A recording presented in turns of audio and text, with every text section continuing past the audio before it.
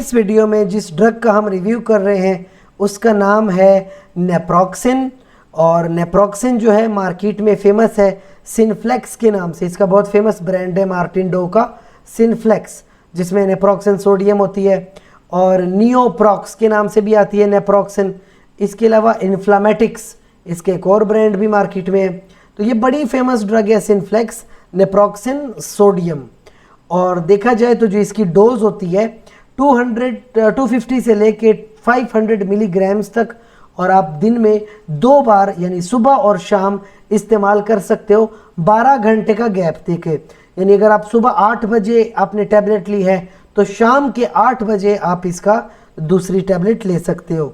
और इसकी जो फॉर्म्स हैं, डोजेज फॉर्म, ये टैबलेट में भी आ रही है और सस्पेंशन में भी अवेलेबल होती है। और देखें ये एक पावरफुल पेन किलर है, ठीक है। जो पेन किलर्स की लिस्ट है ना, उसमें तकरीबन ये अक्सर 5वें नंबर पे जो है क्लासीफाई होती है। यानी जो सबसे पावरफुल पेन किलर्स हैं जैसे कि कीटोरोलैक है, इंडोमेथासिन हो गया, या आपके पास जो है पायरोक्सिकेम है, डाइक्लोफेनेक है, इस तरह से ये जो आपके पास मेडिसिन है नेप्रोक्सिन, ये भी बहुत पावरफुल पेन किलर है।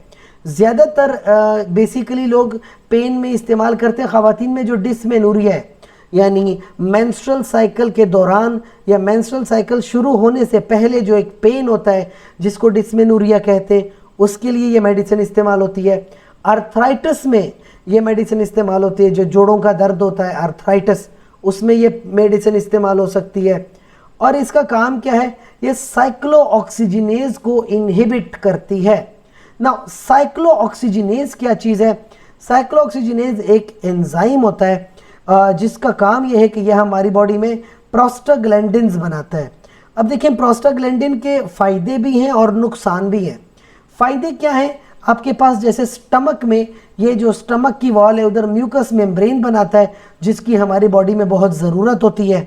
लेकिन साथ ही साथ देखा जाए तो बॉडी में जो इन्फ्लामेशन है, सूजन, वो भी इसी प्रोस्टाग्लैंडिन की वजह से है। अगर कहीं पे बॉडी में पेन हो रहा है तो ये भी प्रोस्टाग्लैंडिन की वजह से है। बुखार हो गया है, वो भी प्रोस्टाग्लैंडिन की वजह से है। तो ये जो पेन है या बुखार होना या कहीं पे सूजन हो गई है, इसके तो देखें ये एक अलामत होती है आपकी बॉडी में कि आपकी बॉडी में कहीं ना कहीं कोई प्रॉब्लम चल रही है। लिहाजा फौरी तौर पे डॉक्टर के पास जाएं, टेस्ट करवाएं, इलाज शुरू करें अपना। लेकिन आपने इस पेन को और इस फीवर को भी तो ख़त्म करना होता है, तो उसके लिए फिर आप क्या करते हो, नेप्रोक्सिन जैसी मेडिसिन इस्तेमाल करते हैं। और दिन में 2 बार सुबह और शाम इस्तेमाल होती है। कुछ इसके कॉन्ट्राइंडिकेशन भी हैं, जैसे मैंने कहा ये स्टमक के लिए प्रोस्टाग्लैंडिन ज़रूरी है। तो अगर किसी के स्टमक में अल्सर है, यानी स्टमक में कहीं पे ज़ख़म हो गया है, तो फिर आप ये मेडिसिन यूज़ नहीं करेंगे।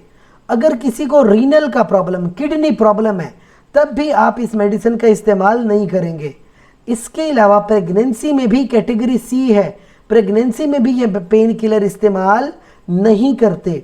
इसके अलावा GIT अपसेट हो सकता है, थोड़ा बहुत सर चकरा सकता है, तो इसमें थोड़ी बहुत ये प्रॉब्लम है। बाकी ये बिल्कुल सेफ़ ड्रग होती है और विदाउट प्रेस्क्रिप्शन भी आपको मिल जाती है। OTC ड्रग है, विदाउट प्रेस्क्रिप्शन भी आपको ये अवेलेबल होती है।